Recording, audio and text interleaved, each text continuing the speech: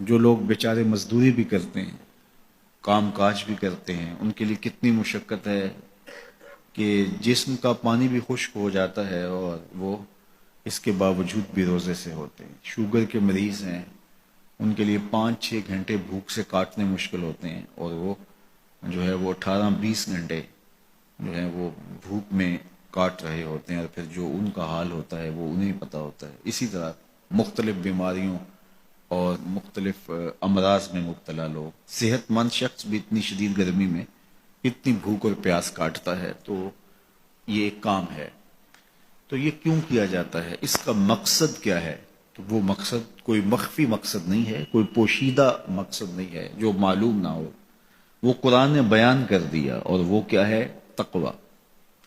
تو تمہیں روزہ اس لیے دیا گیا ہے تاکہ تم بھوک پیاس کاٹنے کے بعد اس نتیجے پہ پہنچو کہ تمہیں اتقاء کی دولت نصیب ہو۔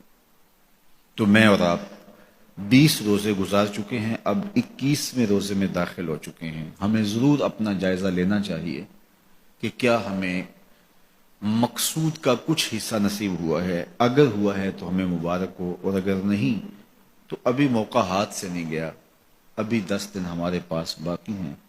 تو بھرپور محنت کر کے، مشقت کر کے اپنے آپ کو اس منزل تک لے جانا چاہیں۔ بعض کا تو ایسا ہوتا ہے کہ برتن کے پیندے میں سوراخ ہوتا ہے، اور آپ اوپر سے پانی ڈالتے رہتے اور نیچے سے وہ بہہ جاتا ہے، تو آپ سارا دن بھی اس کے اندر پانی ڈالتے رہیں تو اس میں جمع نہیں ہو پاتا، کیونکہ اس کا پیندہ جو ہے وہ سوراخ ہے۔ تو اگر ہم بھوک اور پیاس کاٹتے رہیں، کوئی نتیجہ نہ پیدا ہو رہا ہو، تو پھر ہمیں دیکھنا ہوگا کہ کہیں کوئی ایسا سقم تو نہیں ہے کہ جس سے ہمارا عمل جو ہے وہ پانی کی طرح بہہ رہا اور ضائع ہو رہا ہے، اور اندر کچھ بھی نہیں ٹھہر رہا۔ اور روزے میں اللہ تعالیٰ ہمیں ایک موقع دیتا ہے، ہم اپنے آپ پہ غور کریں۔ دیکھیے، میں اور آپ یہ کہتے ہیں کہ یہ جو اعمال بد ہیں یہ شیطان کی وجہ سے ہیں۔ شیطان ایک ایسا مکار، ایک ایسا زیرک، ایک ایسا چالاک دشمن ہے کہ جو ہمیں چاروں طرف سے حملہ آور ہو رہا ہے۔ یہ چمکھی لڑائی ہے شیطان کے ساتھ ہماری۔ اس نے کہا میں دائیں سے آؤں گا، بائیں سے آؤں گا، آگے سے آؤں گا، پیچھے سے آؤں گا، وہ کسی نہ کسی طریقے سے آتا ہے۔ اور جب شیاطین جکڑ دیے گئے، اب ہم دیکھیں کہ ہمیں جو بہکاتا تھا، ہمارے ساتھ مکر اور چالاکی کے ساتھ ہمیں راہ مستقیم سے ہٹانے کی کوشش میں لگا ہوا تھا، اب وہ تو جکڑ دیا گیا، اور ہم اس کے باوجود بھی گناہ کی زندگی میں کیوں ہیں؟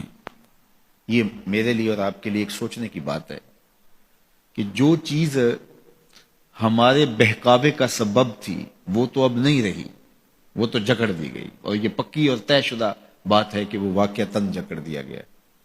تو اب ہم اس کے باوجود کیوں گناہوں بھری زندگی بسر کرتے ہیں؟ تو ایک ہمارے لیے یہ سوچنے کا موقع ہے، کیا شیطان کی مسلسل صحبت کے نتیجے میں کہیں ہم خود ہی شیطان صفت تو نہیں ہو گئے کہ شیطان بند بھی گیا ہے، اور اس کے باوجود اگر ہم کسی کو دکھ دے رہے ہیں، اس کے باوجود ہم کسی کی غیبت کر رہے ہیں، اس کے باوجود ہم کسی پہ ظلم کر رہے ہیں، اس کے باوجود اگر ہم رزق حلال کی بجائے رزق حرام اکٹھا کر رہے ہیں، تو پھر ہمیں دیکھنا ہوگا کہ کہیں ایسا تو نہیں ہے کہ شیطان کی مسلسل صحبت کی وجہ سے اس کی صفتیں ہمارے اندر تو پیدا نہیں ہوگی، اس نے ہمیں اپنے رنگ کے اندر رنگ تو نہیں دیا۔ شیطان کی وجہ سے ہم اتنے شیطان وصف ہو گئے، شیطان صفت بن گئے کہ شیطان رخصت بھی ہو چکا، جکڑا بھی گیا، لیکن اپنی عادتیں، اپنے اوصاف، اپنا رنگ ہمارے اوپر چڑھا گیا۔ ہم جہاں تھے اور وہیں کے وہیں کھڑے ہیں، اور ماہ سیام ہر سال آتا ہے اور گزر جاتا ہے، اور ہم جہاں ہوتے ہیں پھر وہیں کے وہیں ہوتے ہیں۔ بہت سارے لوگ جو ہیں وہ تو 5 گانہ نماز بھی پڑھنے لگ جاتے ہیں، لیکن رمضان المبارک کے بعد عید کے دن بھی فجر کی نماز چھوڑ دیتے ہیں، اور پھر اس کے بعد نمازوں کا تسلسل۔ تو اس کی مثال بیان فرمائی کہ اس خاتون کی طرح جو سارا دن سوت کاٹتی تھی اور شام کو اپنے ہاتھ سے اس کاتے ہوئے سوت کو توڑ دیتی تھی۔ تو قرآن نے کہا تم اس عورت کی طرح نہ ہو جاؤ جو اپنے ہاتھ سے کاٹتی ہے اور پھر شام کو اس کو توڑ کے ریزہ ریزہ کر دیتی ہے.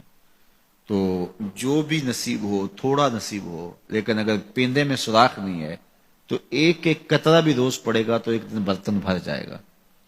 اور پیندے میں اگر سوراخ ہے تو جتنا مرضی ڈالتے رہو گے ایک قطرہ بھی اس کے اندر نہیں روک پائے گا. تو سب سے پہلے ہمیں اپنے آپ کو محفوظ کرنا ہوگا، وہ برائی کے راستے بند کرنے ہوں گے، اور اپنے من کی صفائی اور ستھرائی کے لیے کوشاں ہونا پڑے گا. تو یہ رمضان ہمیں سکھاتا ہے، ماہ سیام ہمیں بتاتا ہے کہ ہم کس طرح اپنے آپ کو بچا سکتے ہیں.